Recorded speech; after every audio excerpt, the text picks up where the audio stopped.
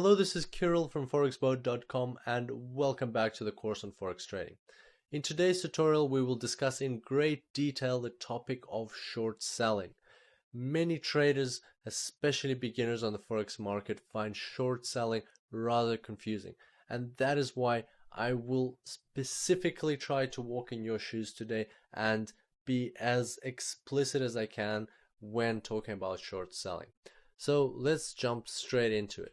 As we've already established, there are two types of traders on the Forex market. Bulls, traders who invest into the growth of a Forex currency, and bears who invest into the decline of a Forex currency. So today we're talking about short selling, and that is applicable to bears. Let's look at our Euro US dollar example in more detail.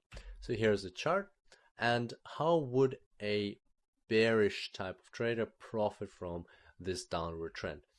Well, there's a trend, and a bearish trader would enter somewhere over there where we see the X on the top left. He would sell at about 1.3140, and as we recall, that means that every 1 euro is worth 1.3140 US dollars, and then he would close the transaction at about 1.2480, meaning that in that point in time, every euro is worth only 1.2480 US dollars. So as we did previously, let's simplify this example by talking about apples, and now let's look at the mechanics of how all of this comes together. Well, first of all, we don't have apples. We know that on our account we have American dollars, but we don't have apples. How can we sell something that we don't have? So how does that work? Well, this is why this transaction is called not just selling, but the proper name for it is short selling. It's because you are selling something that you don't actually own. And the way it works in the Forex market is you as a trader, you approach your broker. And all of this is done automatically, so you don't have to think about it at all. But this is what happens in the background when you click that sell button in your trading platform. So you as a broker, you as a trader approach your broker and you borrow apples from your broker. So let's say, for instance, you borrowed 500 apples. The amount of apples you can borrow is underpinned by the actual amount of money you have on your account, because you have to guarantee that you will return these apples no matter what. So you borrow 500 apples from your broker, and you then take these apples to the Forex market and you sell them at $1.3140 per apple, and that gives you in return 657 US dollars. So now you have that money and you decide to hold on to this 657 US dollars because you've predicted that the price of 4 apples will drop, and you wait for that to happen as per our chart which we looked at earlier. So once the price for apples drops and it hits about 1.2480 American dollars per apple, guess what? You still have those $657 that you got in exchange for your apples couple of days or weeks earlier. So what are you going to do with these $657 now?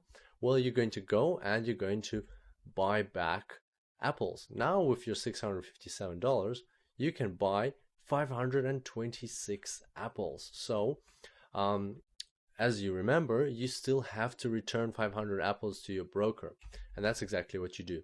You return 500 to the broker, and that means you still have 26 apples of profit in your hands. Because of this transaction, you're left with an extra 26 apples. And now what you do with these 26 apples is you convert them back into US dollars at the exchange rate at the time. And that basically means that now you have a profit of 32 US dollars. Now, if we replace apples with euros as we did previously, you will see that nothing changes. That this whole scheme works also for euros just as it did for apples. You go to your broker, you borrow 500 euros, you sell them at 1.3140 for $657. You hold on to your $657 until the price for euros drops. You use those $657 to buy back euros at the new lower price of 1.2480. You get 526 euros in return. You return 500 euros to your broker. Your profit is 26 euros. Because your account is in US dollars, you convert your euros back into US dollars and you have 32 US dollars of profit. So that's in a nutshell how short selling works. You may find slightly varying explanations for the stock market, and that's because you're dealing with stocks and ownership rights to a company. But in the Forex market, these are actual transactions with actual money, and this is how short selling works on the Forex market. Also, as we discussed previously, the first transaction over there is called selling. It's short for short selling, but and everybody is so used to just saying selling on the Forex market that they no longer use the combination of words short selling. So we'll just stick to selling from now on. And the last transaction over there is called closings. So as you can see, it's not that complicated. The concept itself is a bit different to buying, but the Forex market has been around for so long, and the procedures in place in any brokerage company are so standardized that you will not even see a difference. The mechanics are different, but the way you conduct a buy transaction is identical to the way you conduct a sell transaction. And the way these things work in the background, they don't even charge an extra commission for borrowing those 500 euros. And finally, before we finish today's tutorial, I would like to point out that just as with buying, with selling, you can use leverage to achieve much better results from your trades. And this is something that we will discuss in the future tutorial when we talk more about leverage.